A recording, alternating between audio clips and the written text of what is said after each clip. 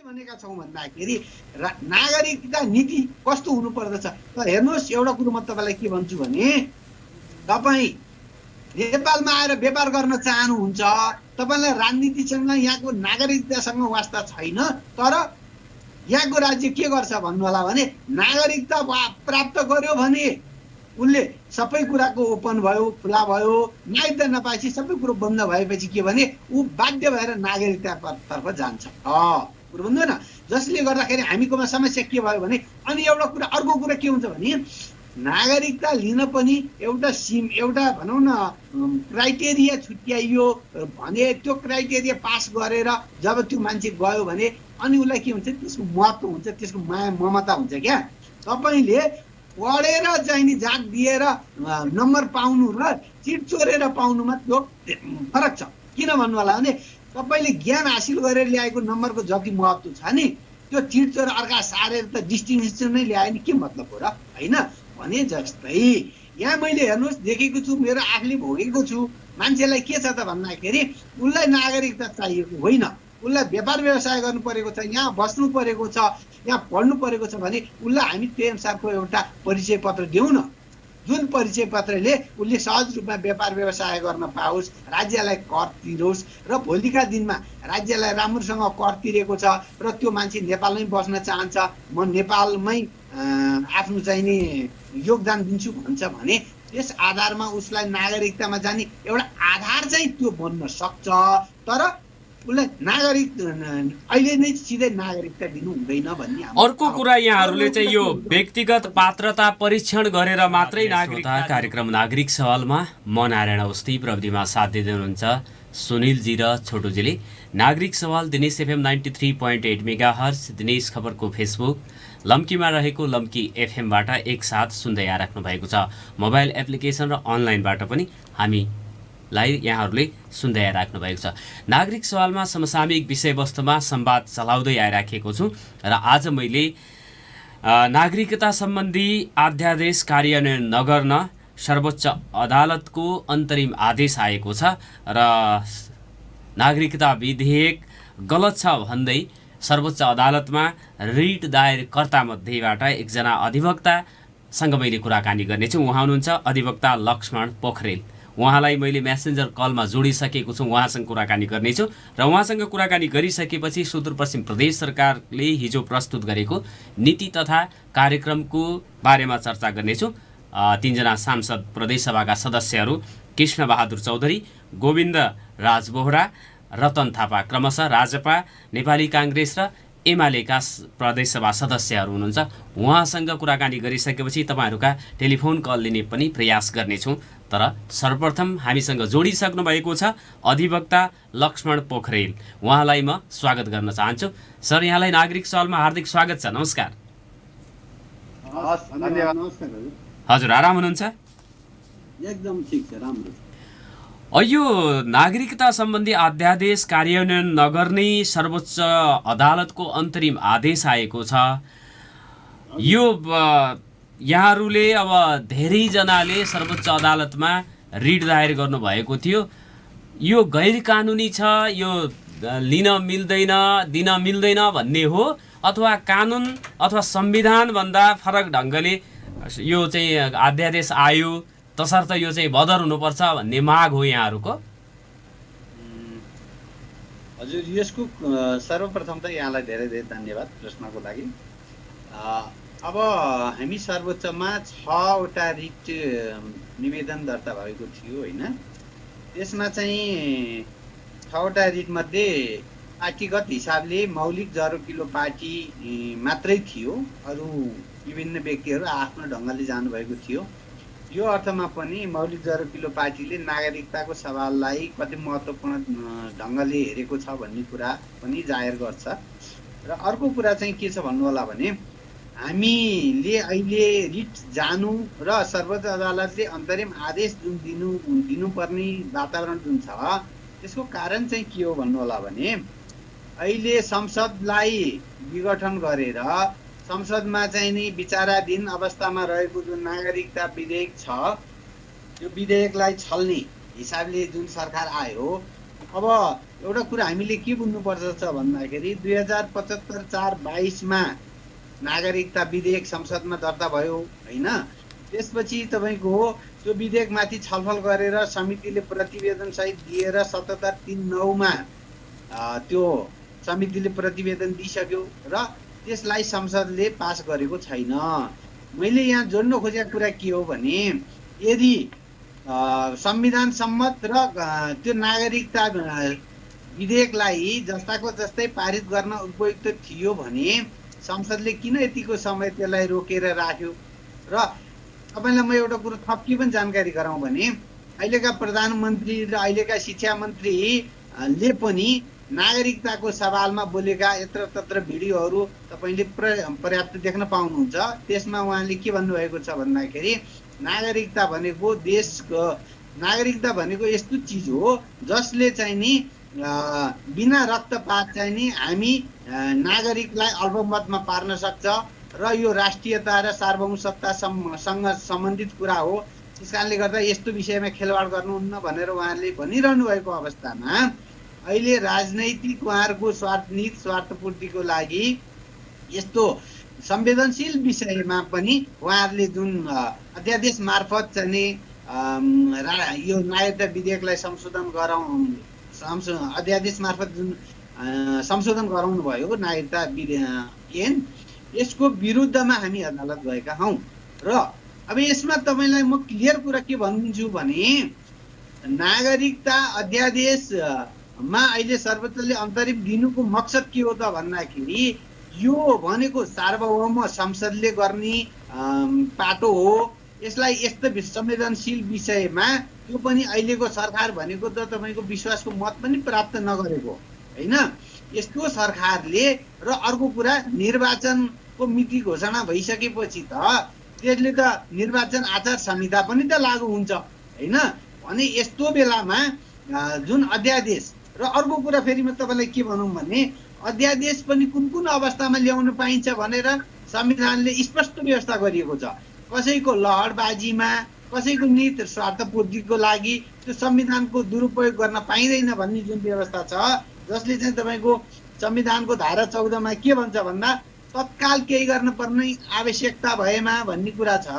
अब तपाईँ नै हेर्नुहोस् तत्काल केही गर्नलाई आवश्यकता पर्यो र त्यो नगरी नहुने अवस्था सिर्जना भयो भने ल्याउन पाइने भन्ने जुन व्यवस्था छ, त्यसको अर्थ 2075 सालमा दर्ता भएर संसदमा रहेको कुरो अहिले तत्काल आवश्यक पर्यो भन्ने कुराको जस्टिफाई कहाँबाट हुन्छ होइन। किन भन्दाखेरि जुन कुरा चाहिँ नि पहिला थिएन र अहिले तत्काल कुनै समस्या सिर्जना भयो त्यसलाई सम्बोधन गर्नको लागि संसद छैन भने त्यो अवस्थामा ल्याउने हो भने त्यो अहिले तपाईँलाई सर्वोच्च अदालतले हामीलाई अन्तरिम दिएको पनि यही फेरिमा हो कुरो बुझ्नु होइन।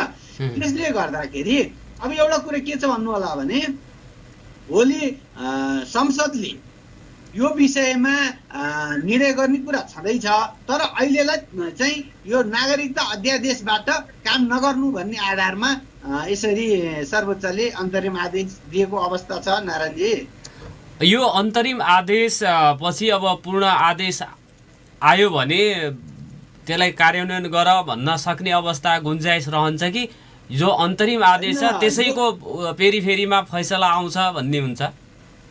यसो छ, यसलाई हामीले के हेर्नुपर्छ भन्दाखेरि यो अन्तरिम आदेशले के भनेको छ भने मुद्दाको टुङ्ग नलागेसम्म भन्ने कुरा हुन्छ है। अब त्यसले गर्दाखेरि फेरि अहिले त सरकारी वकिल पनि अस्तिको बहसमा उहाँ पनि उपस्थित हुनुहुन्थ्यो। किन भन्दाखेरि सरकारी पक्षको कुरा सुनौ न त भन्ने पनि अवस्था छैन, सरकारको कुरा त सुनिसकेकै छ। रह्यो कुरा के भने अब यो मुद्दा चाहिँ तपाईँको अन्तिम फैसला भनौँ न, फैसला नभएसम्मको लागि चाहिँ यो रोकिएको हो बुझ्दैन। यसले गर्दा फेरि एउटा कुरा के छ भने हामीले अदालतमा बहसको क्रममा पनि के भन्यौँ भने नागरिक जो व्यक्ति छ नि त्यो नागरिक यदि नेपालको नागरिक हो उसले नागरिकता पाउनै पर्छ र अनागरिकलाई नागरिकता दिनु हुँदैन, एउटा कुरा। अर्को कुरा के छ भन्नु होला भने नागरिकताको सवाल भनेको यस्तो सवाल हो, यति संवेदनशील सवाल हो, यस्तो विषयमा हामीले मौलिक जरुरकिलो पार्टीले जुन एउटा राजनीतिक सिद्धान्त बोकेको छ राज्य राष्ट्र भन्ने, त्यो राज्य राष्ट्रमा हामीले स्पष्ट ढङ्गले उल्लेख गरेका छौँ। त्यसमा हामीले नागरिकता नीति, मौलिक जरुरत पार्टीको नागरिकताको नीति भनेर स्पष्ट उल्लेख गरेका छौँ। त्यसमा हामीले के भनेका छौँ भन्दाखेरि यस्तो संवेदनशील विषयमा एउटा राष्ट्रिय नीति हुनुपर्छ, या पार्टीगत नीति होइन, या कसैलाई केही स्वेच्छाले केही सुर लाग्यो भने त्यो अनुसार चलाउने होइन।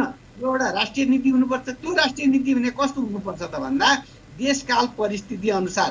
किन त भन्दाखेरि हाम्रो त के छ भन्दाखेरि दुईटा ठुला ठुला जनसङ्ख्या र भूगोल भएका देश छन्, जहाँका बालबालिकाहरू, सडकका बालबालिका नै हाम्रो जनसङ्ख्याभन्दा बढी रहेको अवस्था छ, खुला सिमानाको स्थिति छ।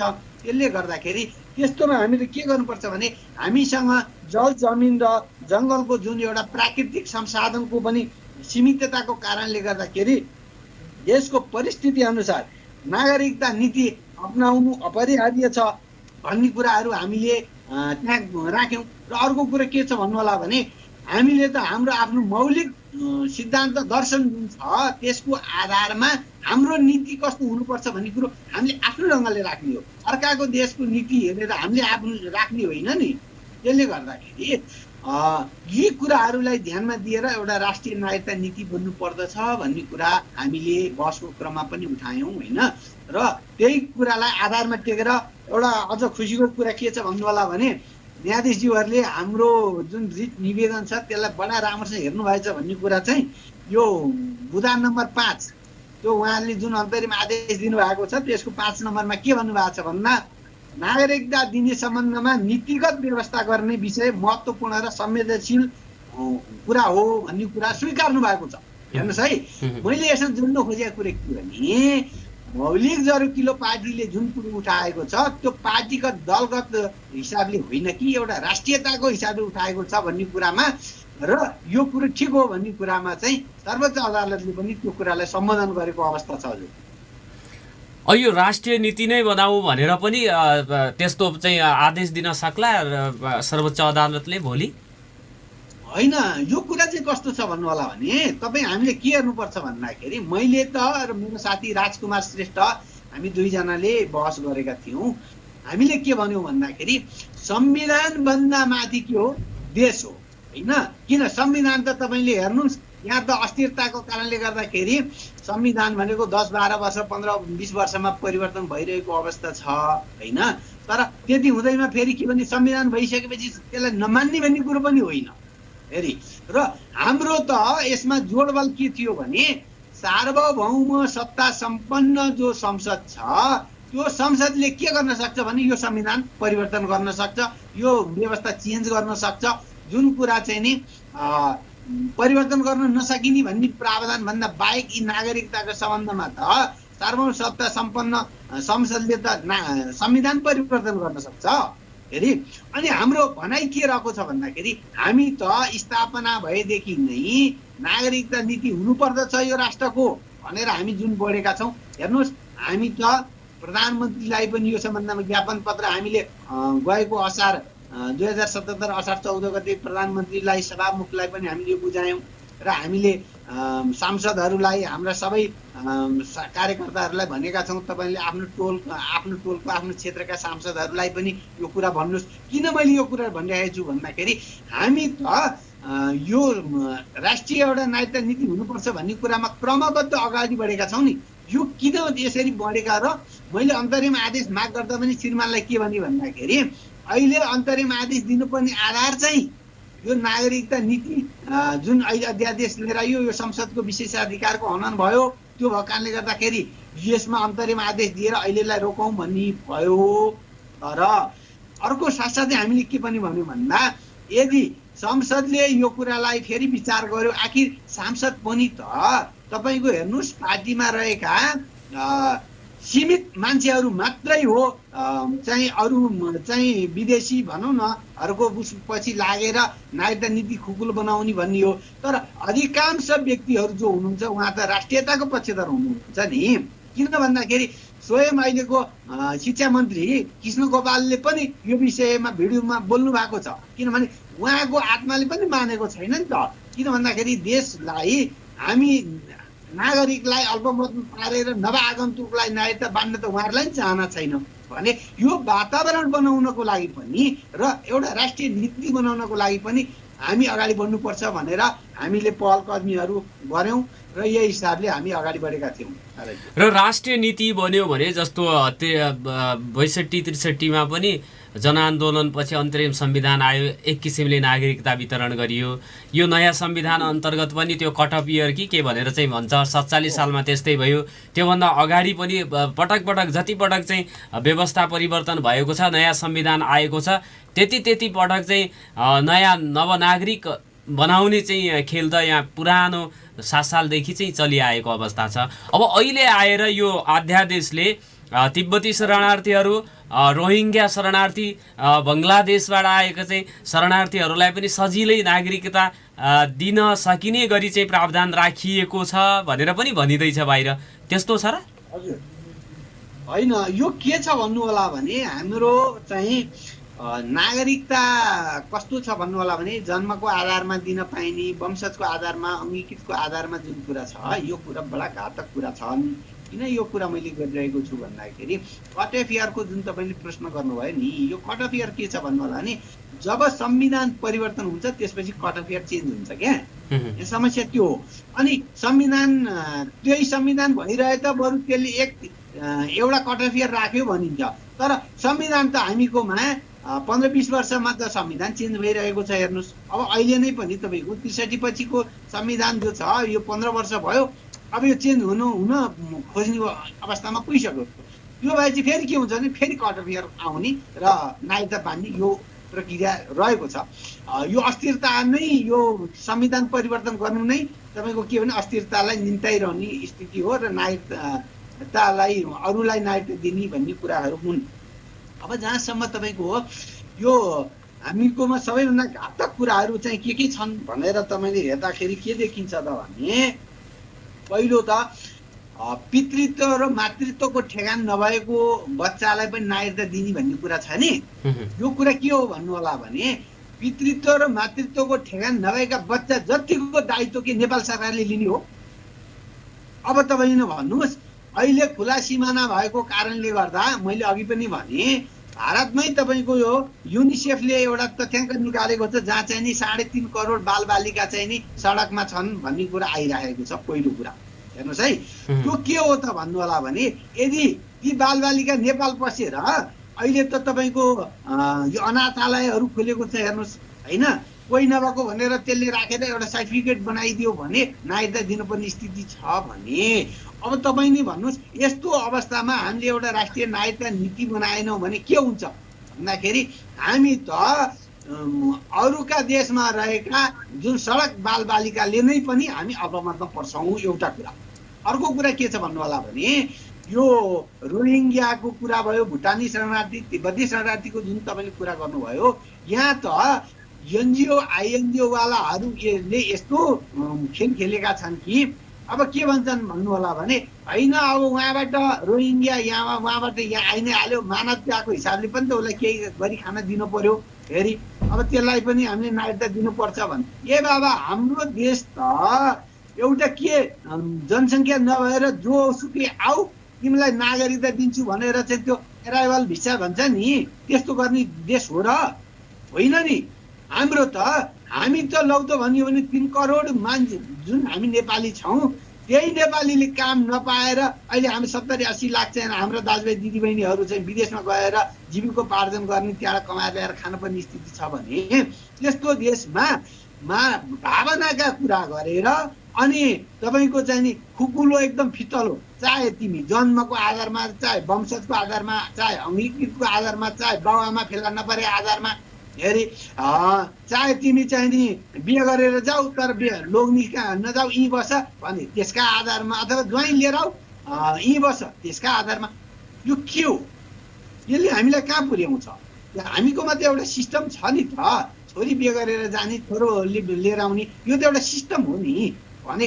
त त्यति भन्दैमा पनि के भने नागरिकता जस्तो विषय चाहिँ एउटा कुरा के भने ठिक छ, अहिले प्रश्न के उठिरहेको छ भन्दाखेरि महिलाहरूले चाहिँ नि एउटा बाउको पहिचान दिन नसक्ने स्थितिमा पनि नागरिकता पाउने भन्ने जुन कुराहरू छन् नि, यदा कदा कुनै बलात्कारमा परेर कुनै चाहिँ मानसिक नभएको मान्छेलाई कसैले बलात्कार गर्यो र अथवा चाहिँ तपाईँको एउटा भनौँ न हाम्रो वादी समुदायमा चाहिँ नि एउटा कल्चरै त्यस्तो छ भने तिनीहरूलाई चाहिँ के भने तिनीहरूको लागि मात्रै टार्गेट गरेर त्यस्तोको लागि मात्रै हामीले त्यो कुरा विचार गरेर नागरिकता दिने कुरा चाहिँ ठाउँमा छ। तर तिनीहरूको नाउँ बजाएर अनि तपाईँको के भन्दाखेरि सम्पूर्णलाई त्यही ओपन गरिदिएर जुन चाहिँ एउटा समूहगत रूपमै चाहिँ नि भित्राएर नागरिकता दिने एउटा चाहिँ नि तपाईँको टोली नै छ। एनजिओ आइएनजिओहरूको यो कार्य भइरहेको छ। यस्तोले के गर्छ त भन्नु होला भने समस्या एकातिर देखाइदिने तर त्यसको चाहिँ विकराल चाहिँ नि रूप अर्कोतिर राखेर अनि सबैलाई नागरिकता दिने यस्तो कुराहरू छन् जसले गर्दाखेरि हामीकोमा तपाईँको भुटानीदेखि लिएर बरु भुटानीले पाएन विदेश पलायन हुनुपर्ने स्थिति भयो भन्नु न। यहाँ त अरू के छ भने त्योभन्दा पनि हामीको खुला सिमाना भएको कारणले र जुनसुकै मान्छे पनि यहाँ आएर बस्ने र बिहे गर्ने र मैले नागरिकता लिएको छैन अथवा के छैन भने चाहिँ यहाँ चाहिँ अङ्गीकृत भए पनि नागरिकता पाउने जुन प्रावधान छ यसले चाहिँ बडा समस्या सिर्जना गर्छ। नारायणजी यो विषयमा यहाँहरूको चाहिँ राजनीतिक दल जरोकिलो पार्टी पनि छ। त्यसले राजनीतिक दलको हिसाबमा मौलिक जरोकिलो पार्टीले मात्रै सर्वोच्चमा रिट दायर गरेको 6वटा रिट मध्ये 6वटैमै सर्वोच्च अदालतले अन्तरिम आदेश दिएको छ। यसलाई एउटा चाहिँ सकारात्मक रूपले चाहिँ लिन सकिने अवस्था होला नि। अब पूर्ण पाठ नआउँदासम्म पनि रोकियो र खास गरेर अब सर्वोच्च अदालतले सार्वभौम सांसद के अरे सदनबाट नै यसको विषयमा चाहिँ निर्णय गर भन्ने आशयले आएको हुनुपर्छ होला नि यो अन्तरिम आदेश पनि। एकदम यो के छ भन्नु होला भने म तपाईँको यो लोकप्रिय मिडिया मार्फत मेरा सम्पूर्ण दाजुभाइ दिदीबहिनीहरूमा के आग्रह गर्न चाहन्छु भने हामीले जे काम अहिले गरेका छौँ र सर्वोच्चले अन्तरिम आदेश दिएको छ हामीले गरेको काममा सर्वोच्चले पनि त्यसलाई सही हो भनिदियो यो मानेमा चाहिँ हामी खुसी हौँ। तर यो सही समाधान होइन। यदि हामी यो अन्तरिम आदेश भयो भनेर चुप लाएर बस्छौँ भने यसले हामीलाई त्यो पिसा फेरेर तातो आएको हुन्छ नि त्यस्तो मात्रै हुन्छ। पछि यसले चिसो हुने ढाडिने अवस्था सिर्जना हुन्छ। किन मैले यो कुरा जोडिदिएको भने अहिले हामीले के बुझ्नु जरुरी छ भन्दा सर्वोच्चले अन्तरिम आदेश दिनुको आधार भनेको सार्वभौम सत्ता सम्पन्न संसदलाई छलिस भनेर हो र अहिले तत्काल केही गर्नुपर्ने स्थिति थिएन भन्ने कुरा सर्वोच्चलाई लागेर दिएको हो। तर समस्या चाहिँ कहाँ छ भन्नु होला भने 2072 सालको जुन संविधान छ त्यसमा समस्या छ। किन छ भन्नु होला भने अहिलेको तपाईँ अध्यादेश हेर्नुहुन्छ भने पनि संविधान विपरीत चाहिँ छैन है। यो कुरा चाहिँ फेरि हामी क्लियर हौँ। तर घात कहाँ भइरहेछ भने संविधानमा भइरहेछ। र मैले अघि नै पनि किन यो कुरो तपाईँलाई जोडेर अघि पनि के भनेको थिएँ भन्दा हामीले त अब हाम्रो प्रहार भनेको के हुनुपर्छ भन्दाखेरि राष्ट्रिय नागरिकता नीति भन्नुपर्दछ जुन देशकाल परिस्थिति अनुसारको हुनुपर्दछ हेरी। र अब मौलिक जरुकिलोको पनि आफ्नो नागरिकता नीति के हुनुपर्छ भन्ने कुरा छ। तर हामी के गरिराखेका छौँ भन्दा राष्ट्रिय नागरिकता नीति भनेपछि सबैका कुरा समेटिएर अनि त्यसमा हाम्रा कुरा राखौँ भन्ने हो। तरै पनि हामीले के भनेका छौँ भन्दाखेरि नागरिकता नीति कस्तो हुनुपर्दछ त हेर्नुहोस्। एउटा कुरो म तपाईँलाई के भन्छु भने तपाईँ नेपालमा आएर व्यापार गर्न चाहनुहुन्छ तपाईँलाई राजनीतिसँग यहाँको नागरिकतासँग वास्ता छैन। तर यहाँको राज्य के गर्छ भन्नु होला भने नागरिकता प्राप्त गर्यो भने उसले सबै कुराको ओपन भयो खुला भयो। नागरिकता नपाएपछि सबै कुरो बन्द भएपछि के भने ऊ बाध्य भएर नागरिकतातर्फ जान्छ कुरो बुझ्दैन। जसले गर्दाखेरि हामीकोमा समस्या के भयो भने अनि अर्को कुरा के हुन्छ भने नागरिकता लिन पनि एउटा भनौँ न क्राइटेरिया छुट्याइयो भने त्यो क्राइटेरिया पास गरेर जब त्यो मान्छे गयो भने अनि उसलाई के हुन्छ त्यसको महत्त्व हुन्छ त्यसको माया ममता हुन्छ क्या। तपाईँले पढेर चाहिँ नि जात दिएर नम्बर पाउनु र चिट चोरेर पाउनुमा त्यो फरक छ। किन भन्नु होला भने तपाईँले ज्ञान हासिल गरेर ल्याएको नम्बरको जति महत्त्व छ नि त्यो चिट चोर अर्का सारेर त डिस्टिङसन नै ल्यायो नि के मतलब हो र होइन भने जस्तै यहाँ मैले हेर्नुहोस् देखेको छु मेरो आँखले भोगेको छु।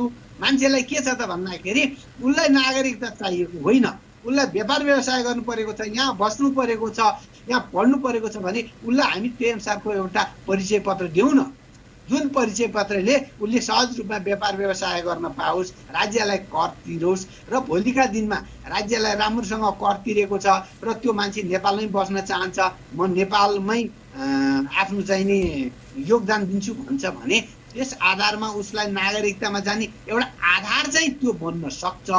तर उसलाई नागरिक अहिले नै सिधै नागरिकता दिनु हुँदैन भन्ने। अर्को कुरा यहाँहरूले चाहिँ यो व्यक्तिगत पात्रता परीक्षण गरेर मात्रै नागरिकता दिनुपर्छ भन्ने कुरा पनि उठाउँदै आइराख्नु भएको छ। यो व्यक्तिगत पात्रता परीक्षण भने के हो? यो चाहिँ के भन्नु होला भने पहिलो म यसैमा आउँदै थिएँ। एउटा कुरा के छ भन्नु होला भने जस्तो मानौँ नेपालमा कोही मान्छे जन्मियो भने यो नेपालमा जन्मिएको हो भनेर एउटा परिचय पत्र दियो, त्यो भए चाहिँ के हुन्छ भन्दाखेरि उसले नेपालमा पाउनुपर्ने र राज्यले चाहिँ नि दिएको सुविधा उसले उपयोग गर्न पाउँछ। पहिलो कुरा कोही मान्छे नेपालमा आयो, जस्तो भनौँ न कोही मान्छे नेपालमा आयो बसोबास गर्यो भने उसलाई बसोबासको अनुमति दिनु हेरी। अनि कोही मान्छे होइन पेसा व्यवसाय गर्छु, राज्यलाई म कर पनि तिर्छु, त्यसबाट म पेसा व्यवसाय र केही कमाउँछु भन्छ, ल त्यो व्यवस्था पनि गरौँ। यसै मैले भन्नु खोजेको कुरो के भने एकैचोटि हामी नागरिकतामा होइन, त्यो सबै कुरा गरिसकेपछि यदि त्यो व्यक्ति राज्यको लागि उपयुक्त छ र हामीले हेर्नु पर्यो त्यो व्यक्तिको गतिविधि के छ, किनभने त्यो व्यक्ति कतै आक्रमणकारी समूहको मान्छे त होइन। किन भन्दाखेरि यहाँ त अहिले हेर्नुहोस् नागरिकता प्राप्त गर्ने त हरेक किसिमका मान्छे भए, आतङ्ककारी मान्छे प्रवृत्तिका मान्छेहरू पनि छन्। अनि हाम्रो धर्म संस्कार संस्कृतिलाई विखण्डन गर्ने त्यस्ता मान्छेहरू पनि नागरिकता भइरहेका छन्। यसले त के गर्छ भने अन्ततको त हामीलाई अल्पमतमा पार्छ नै पार्छ, हाम्रो धर्म संस्कृति संस्कारलाई पनि यसले खत्तम बनाउँछ। त्यसले गर्दाखेरि हामीले के भनेका छौँ भने यदि कोही व्यक्ति नागरिकता दिन उपयुक्त ठहरियो भने त्यसलाई हामीले के गर्ने त भन्दाखेरि त्यसलाई हामीले 4वटा आधारमा चाहिँ नि परीक्षण गर्नुपर्छ भनेका छौँ। यसमा के छ भने तपाईँले जुन अहिले पात्रताको कुरा गर्नुभयो नि, त्यो पात्रता भनेको के हो त भन्दा एउटा वस्तुगत हुनु पर्यो। त्यो वस्तुगतले के भन्दा भने त्यो मान्छे को हो, कहाँ हो, नागरिकता किन लाग्यो भन्ने कुराको हामीले अनुसन्धानहरू गर्नु पर्यो। अनि क्रमागत एउटा अर्को पद्धति छ, त्यो सिस्टमेटिक भनिन्छ। यसलाई चाहिँ के भने हामीले यो उसले कुन कुन तहहरू पार गर्यो र अब ऊ कुन तहमा छ यी कुराहरूलाई हामीले हेर्नुपर्छ। परीक्षणीय भनेर हामीले जुन भन्ने गरेका छौँ, उसको परीक्षण गर्नु पर्यो र भरपर्दो विधि। ल अब यसलाई नागरिकता दिँदा नेपालको हित हुन्छ, फेरि हाम्रो आफ्नो चाहिँ नि धर्म संस्कार संस्कृतिमा आज आउँदैन र यो मान्छे हाम्रो देशलाई योग्य छ भन्ने भएपछि मात्रै यो चाहिँ व्यक्तिगतको आधारमा हो, सामूहिक होइन। कुरो बुझ्नुहोस्, किन भन्दाखेरि व्यक्ति यो नागरिकता दिने भनेको कुरो चाहिँ व्यक्ति व्यक्तिको आधारमा पहिलो कुरा। दोस्रो कुरा तपाईँ जहाँसम्म फाइल हुनुभयो भने त्यो कक्षा दोहोऱ्याउनुपर्छ, माथि जान पाउनुहुन्न भने जस्तै हेर्नुहोस् तपाईँले ड्राइभिङ लाइसेन्सकै लागि यदि जाँच दिनुभयो भने के हुन्छ भन्दाखेरि त्यो तपाईँले जाँच फाइल हुनुभयो भने केही समय कुर्नुपर्छ भने जस्तै यदि यो क्रममा पनि कोही व्यक्ति त्यसको पात्रता पुगेको देखिएन भने उसलाई फेरि हामीले ट्रायलमा राख्यौँ। यो त जति मान्छेलाई परीक्षण गरेर बुझेर नागरिकता दियो र प्राप्त दियो त्यति राज्यलाई पनि ढुक्क हुन्छ। यो मान्छेले देशलाई गद्दार गर्ने यो मान्छेको यस्तो छ भने सबै कुरो थाहा हुन्छ, पहिलो कुरा। दोस्रो कुरा जो मान्छेले विविध चरण पार गरेर बल्ल नागरिकता पाउँछ त्यसलाई त्यो नागरिकता असाध्यै पिरारो हुन्छ र उसले राष्ट्रघात गर्ने कम सम्भावना हुन्छ। अहिले त के भयो भन्नु होला भने नागरिकता बाँडेको छ, हेर्नुहोस् समूहगत रूपमा बाँडेको छ। अनि त्यसरी बाँडेको नागरिकताबाट देशका उप प्रधानमन्त्रीसम्म व्यक्ति भइसकेका छन्। उनीहरूलाई के हुन्छ भन्नु होला भने राष्ट्रको यो देशको माया हुँदैन।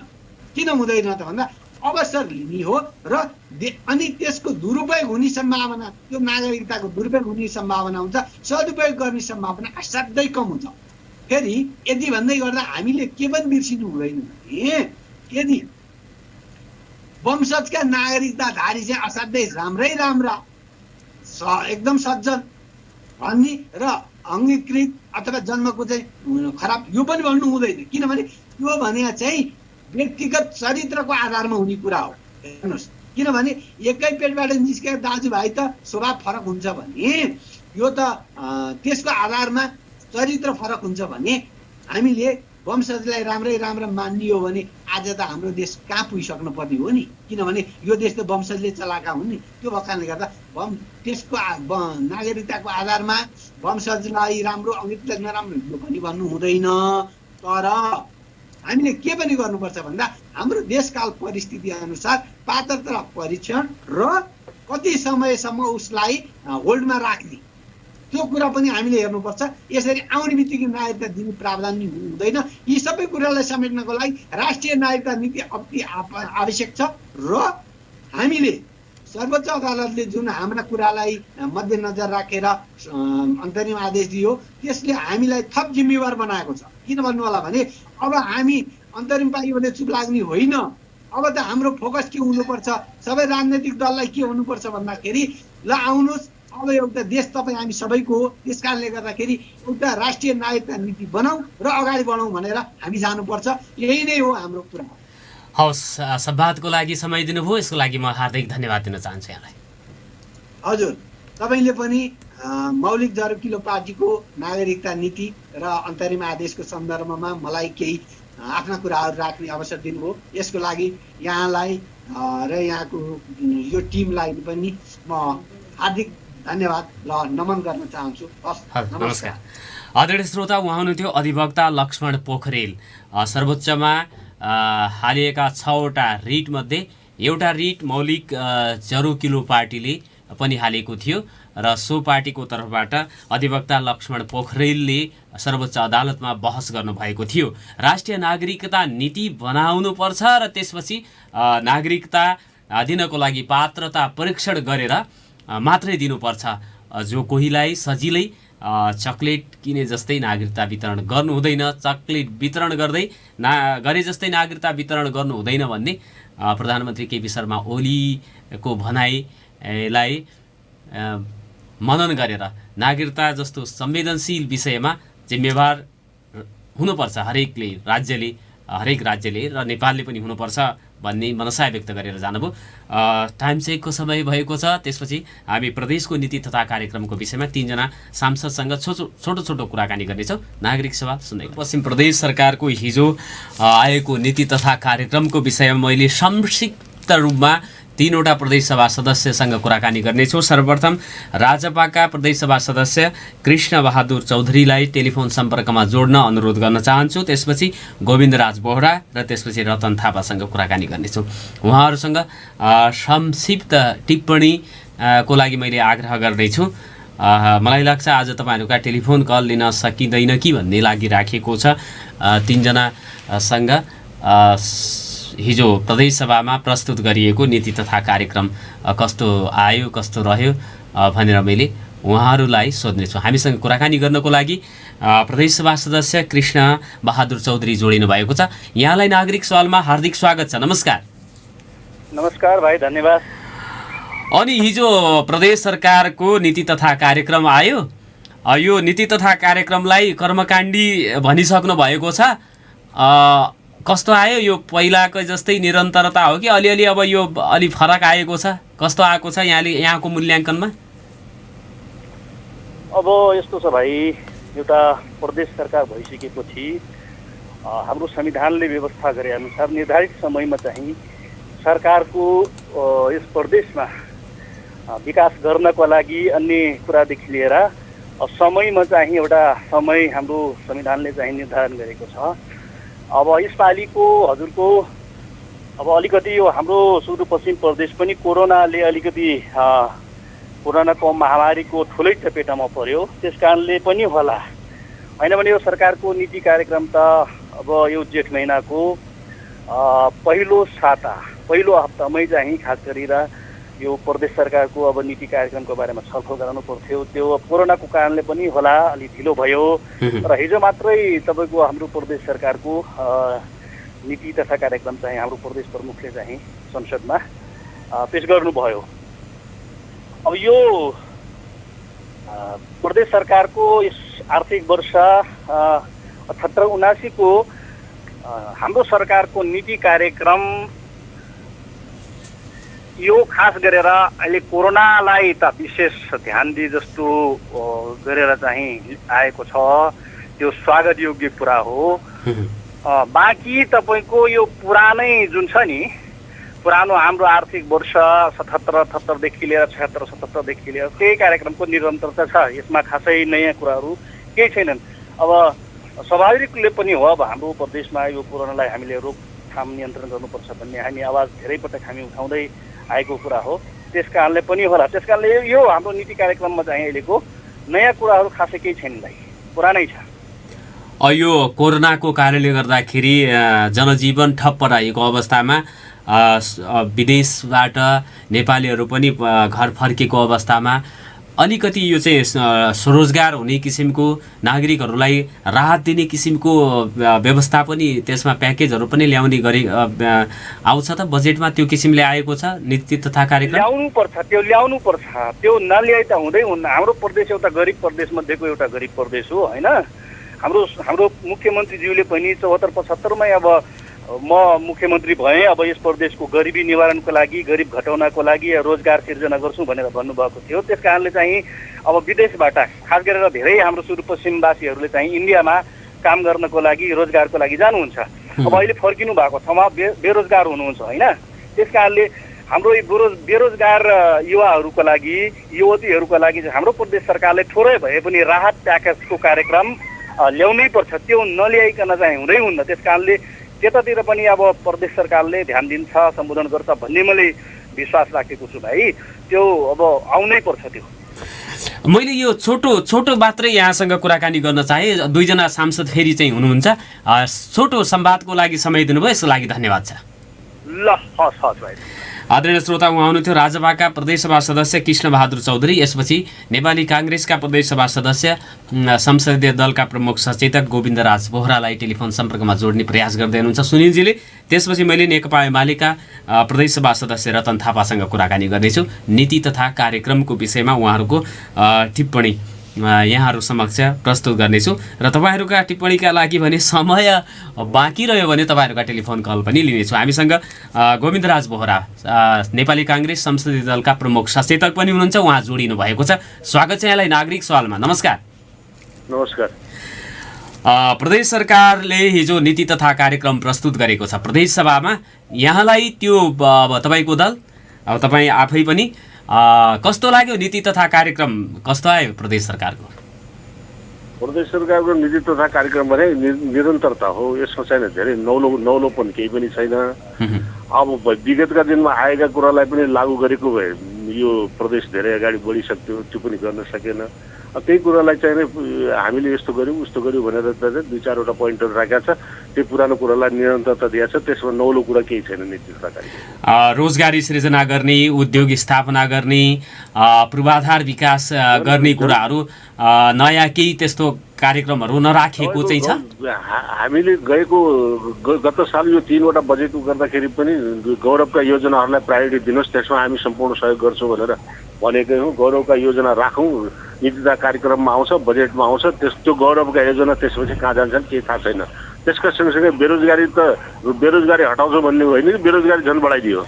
यसले चाहिँ आज सुदूरपश्चिम बेरोजगारीका कारणले आक्रान्त छ, यस्तो अवस्थामा गइरहेको छ। त्यसैले यो नीति तथा कार्यक्रम जो आएको छ यसमा नैराश्यता ज्यादा छ, कुनै उत्साह छैन। भनेपछि निराशापूर्ण नीति तथा कार्यक्रम आयो। तपाईँहरूले चाहिँ कस्तो आओस् भन्ने चाहनु भएको थियो?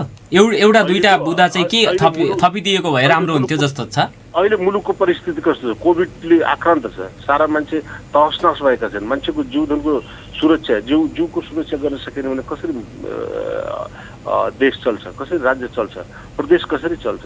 आज चाहिँ सारा चिन्तित पाएका छन्। मान्छे घरभित्र उसमा एउटा लक उसमा बसेका छन्, खान छैन, बस्नु छैन, त्यस्तो अवस्थामा छ भनेपछि खास गरेर जनधनको सुरक्षा एकातिर छ भने जिउको सुरक्षा। अहिले त कोभिडको कारणले चाहिँ ज्यानको सुरक्षा त गर्नु पर्यो नि जनताको। सबभन्दा प्रमुख दायित्व गार्जियन त सरकार हो नि, सरकारले त्यो गार्जियनसिप गर्ने कि नगर्ने।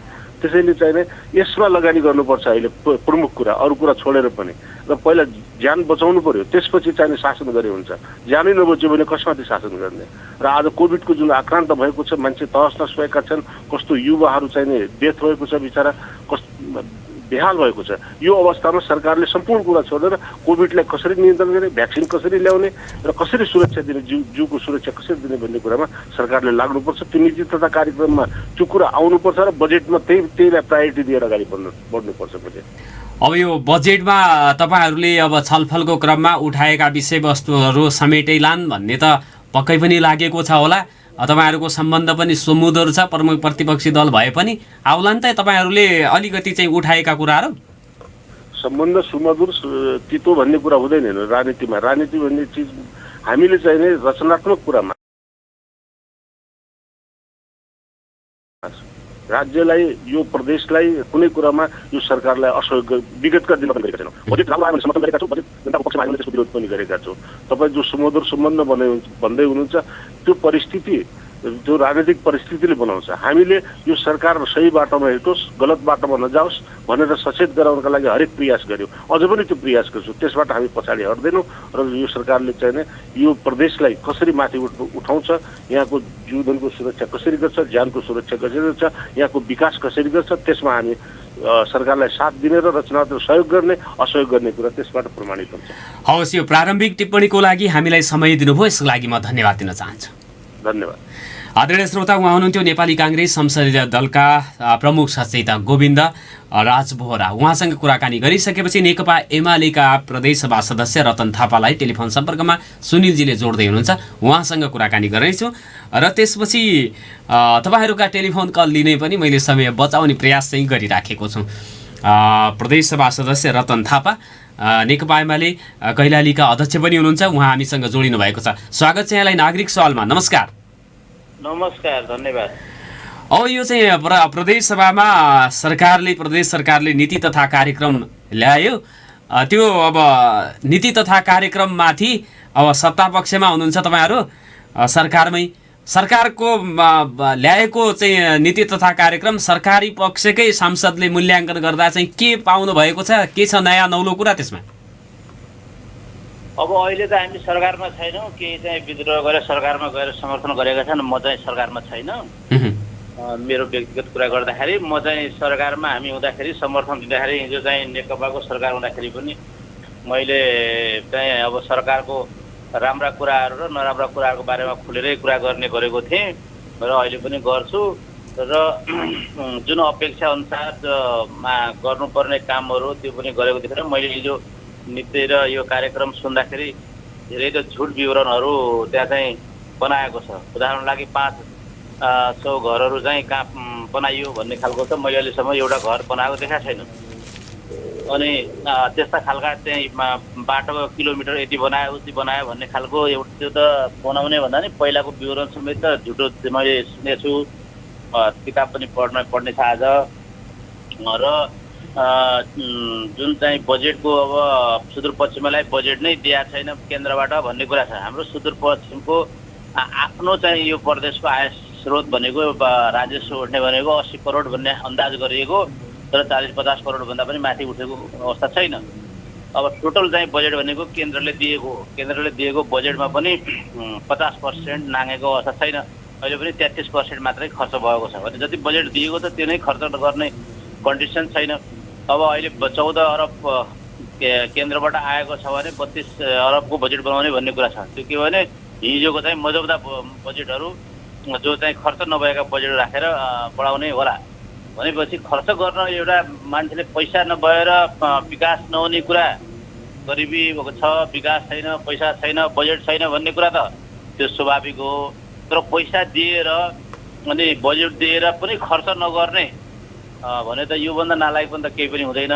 अब यस्तो खालको अवस्था छ। त्यसकारण यो नीति कार्यक्रम एउटा चाहिँ अब एउटा पाठ्यक्रम जस्तो सुरुबाट आएको अहिलेसम्म आएको भाषा मिलाएको छ। त्यस्तो खालको कुनै नयाँ एउटा यस्तो काम गर्यो नि त यो प्रदेशले भनेर सुनाउने खालको कुनै कुरा छैन। अब प्रदेशको कुरा गरेर एउटा तार जाली हाल्न सकेको छैन, त्यहाँ शिलान्यास गर्न सकेको कन्डिसन छैन भनेपछि यस्तो कुनै एउटा काम छैन जो चाहिँ यसो देखाउन मिलोस्, त्यस्तो वियोग छ। भनेपछि प्रदेश सरकारले प्रदेशको नाम राख्न सकेको, राजधानी तोक्न सकेको भन्दा बाँकी उपलब्धि गर्न सकेन भन्ने हो। त्यसपछि जिरो प्रोग्रेस छ। विवरण पनि झुटा प्रस्तुत गर्यो भन्दै हुनुहुन्छ। के कस्ता विवरणहरू प्रगति गरेका विवरणहरू चाहिँ झुटो हुन् जस्तो लाग्छ यहाँलाई? जस्तै अब बाटो कालोपत्रे भन्ने सुनेको छु 100 कति किलोमिटर 3 वर्षमा 100 किलोमिटर भन्ने कुरा आछ। नगरपालिकाले त्योभन्दा बढी गरेको कन्डिसन छ। अनि घरहरू त्यो एकीकृत बस्ती बनाइयो भन्ने खालको छ। त्यो बनाएर त फेसबुकमा आउनुपर्ने, कुनै मिडियामा आउनुपर्ने। हजुरलाई कुनै ठाउँमा थाहा छ त 500 घरहरू बनेको प्रदेशले? अनि त्यो एकीकृत बस्ती भनेर केन्द्र सरकारको अनुदानबाट बनेको कि प्रदेशकै बजेटबाट हो? केन्द्रको बनेको त त्यहाँ उद्घाटन गरेको महेन्द्रनगरमा कति घरहरू 50-60 घरहरू मैले त्यहाँ मन्त्रीले आएर उद्घाटन गरेको सुनेको थिएँ। 500 घरहरू बनाएको प्रस्तुत गरे भए त हिसाब माग्नु पर्ला नि तपाईँहरूले, कहाँ कहाँ भने भनेर। आज बोल्ने क्रममा भनौँला, पहिला सोधौँला, मन्त्रीहरूलाई पनि सोधेर भन्नु पर्ला। अब सायद यत्रो ठुलो प्रदेश छ, कुनै पाहाडतिर कुनै कुनामा बनाएको पनि हो रहेछ भने त अब हामीले त्यत्तिकै चाहिँ त भन्नु भएन। तर त्यो भने यति ठुलो 500 घरहरूको एकीकृत बस्ती भनेको एउटा नमुना घरहरू हुन्छ, घरको डिजाइनहरू पनि होला, अनि त्यहाँ बस्ती बसेको होला, त्यहाँ शिलान्यास भएको होला, उद्घाटन भएको होला, त्यस्तो सुनिएन। त्यही भएर मैले एउटा मात्रै उदाहरण दिएको, अरू त अब हेरेर बुझ्नु पर्ला। भनेपछि यो रहन्छ भने त योभन्दा त झुटो त के होला, त्यो चाहिँ सोध्नुपर्ने छ। यो कोभिडको समस्या छ होइन, कोरोना भाइरस खोप लगाउने कुराहरूमा स्वास्थ्य संस्थाहरूको क्षमता अभिवृद्धि गर्ने कुरामा, जस्तो स्वास्थ्य संस्थाहरूमा दरबन्दी अनुसारको कर्मचारी नै छैन। लोकसेवा आयोग गठन भएको छ, त्यहाँ लोकसेवा आयोगभित्रै कर्मचारीहरू छैनन्, लोकसेवा खोल्नुपर्ने हुन्छ। प्रदेशको मन्त्रालय, मुख्यमन्त्री कार्यालयमा समेत कर्मचारी अभाव छ भन्ने कुराहरू आइराखेको हुन्छ। त्यो सम्बोधन गर्नको लागि पनि अब नीति नियमहरू कार्यविधिहरू बनाउने कुराहरू, कर्मचारी व्यवस्थापन गर्ने, स्वास्थ्य कर्मीकै उपलब्धताहरू, त्यो गर्ने क्रममा पनि केही बोलेको छ नीति तथा कार्यक्रमले?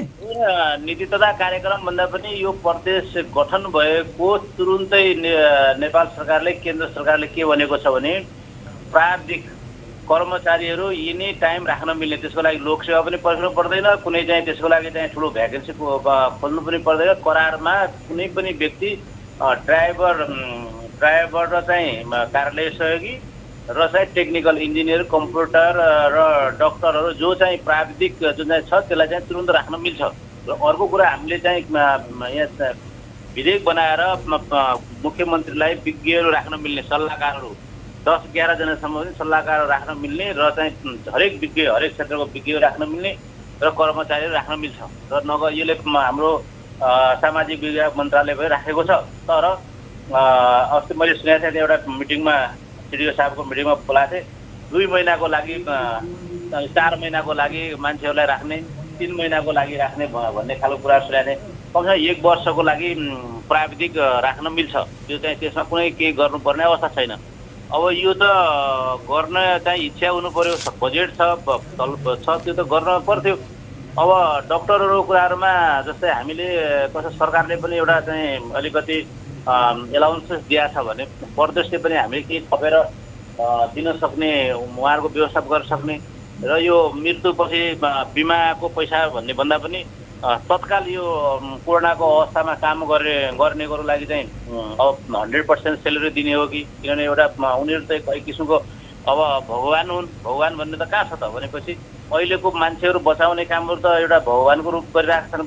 भनेपछि सरकारले त्यसमा बजेट दिँदाखेरि कोही जनताहरू त कराउनेवाला थिएनन्, कोही जनताले नराम्रो मान्ने अवस्था थिएन। त्यस कारण पर्याप्त डक्टरहरूलाई पैसा दिएर नर्सहरूले आफ्नो ज्यान जोखिममा फालेर आफू मरेर अर्कालाई बचाउनु भनेको योभन्दा ठुलो त कुरा केही छैन। यस्तो कुरालाई पनि अब एउटा नर्स नै छैन, राख्नेको छैन। एकजनालाई 40 जनासम्म नेपालगञ्जमा सुने हामी, एकजनालाई 40 जनासम्म 30 जनासम्म हेर्नुपर्ने। अब कमसेकम एक नर्सले 5 जना 10 जनासम्म दिए पनि डिकन्डिसन डक्टरहरू राख्नुपर्ने। अब यो त जम्मै अब कति भन्ने, अब यिनीहरूको यो तालै यस्तो देख्यो, मान्छे फडफडाएर मरिरहेको छ। मैले भने सदनमा पनि अब गोली हालेर मान्छे मार्ने मात्रै हत्यारा भन्ने कि यो पनि एक किसिमको हत्यारा सरकार भन्ने गरिन्थ्यो। कसलाई भन्दो रहेछ हत्यारा भनेर? त्यो त हत्याराको कामहरू गरेको छ सरकारले। आफूसँग पर्याप्त पैसा छ, सब चिज छ, तर पनि यस्तो गरेको अवस्था छ। अब यहाँ के कुरा आउँछ र भेन्टिलेटर भनेको कस्तो चिज हो भने त्यो त मान्छे चाहिँ एकदम लास्ट अवस्थामा 90% मान्छे भेन्टिलेटर राखेको चाहिँ फिर्ता हुँदैन। सन्चो भइसक्यो भने उसको लाइफ त्यति सामान्य लाइफ हुँदैन, एकदम गाह्रो जीवन बिताउनु पर्छ भने हामीले त आइसियुमा र भेन्टिलेटरमा जानुभन्दा पहिला हामीले घर घरमा गएर पनि मलाई पनि कोरोना लागेको थियो, 1000 को औषधि लिएँ मैले, घरमै बसेर डक्टरको फोनबाट सल्लाह लिएर यसो खानु, यो गर्नुहोस् उसो गर्नु भनेर गऱ्यौँ। हामीले घर घरमा चाहिँ टोली पठाएर 100 जना हामी भोलिन्टियर राखेर हामी घरमै ट्रिटमेन्ट गर्न सक्थ्यौँ। होम आइसोलेसनमा गएर हामी अस्पतालबाट जान सक्थ्यौँ। सोच्न सक्ने त धेरै कुराहरू छ, तर के भने अस्पतालमै ल्याएर लास्ट अवस्थामा ल्याउने कन्डिसन, अब त्यो नगरपालिकासँग समन्वय गर्न सकिन्थ्यो। हिजो करोडौँ रुपियाँ कोरोनाको नाममा सकिएको थियो, अहिले केही कुराहरू गर्न सकिन्थ्यो। गर्न त धेरै सकिन्थ्यो, नसकिने कुरा होइन। तर गर्न सकिँदै पनि गर्न सक्ने गरी नीति तथा कार्यक्रम आएन भन्ने यहाँको प्रारम्भिक टिप्पणी हो। यो टिप्पणीको लागि म हार्दिक धन्यवाद दिन चाहन्छु समयका लागि। धन्यवाद हजुरलाई। हजुर, आदरणीय श्रोता, उहाँ हुनुहुन्थ्यो नेकपा एमालेका प्रदेश सभा सदस्य रतन थापा। उहाँसँग कुराकानी गरिसकेपछि 091-410-216 मा तपाईँको टेलिफोन कल लिनेछु। बाहिरबाट मलाई सङ्केत पनि प्राप्त हुँदैछ, एउटा टेलिफोन कल लिन सक्ने सुविधा मसँग रहेको छ। 091-410-216 मा तपाईँको टेलिफोन कल लिनेछु। योभन्दा अगाडि नागरिकता विधेयक किन गलत छ र नागरिकता विधेयक अथवा ऐन कानुन बनाउँदाखेरि कस्तो कुरामा ध्यान दिनुपर्छ भनेर मैले संवाद गरेको छु। निकै नै अर्थपूर्ण संवाद गरेको छु।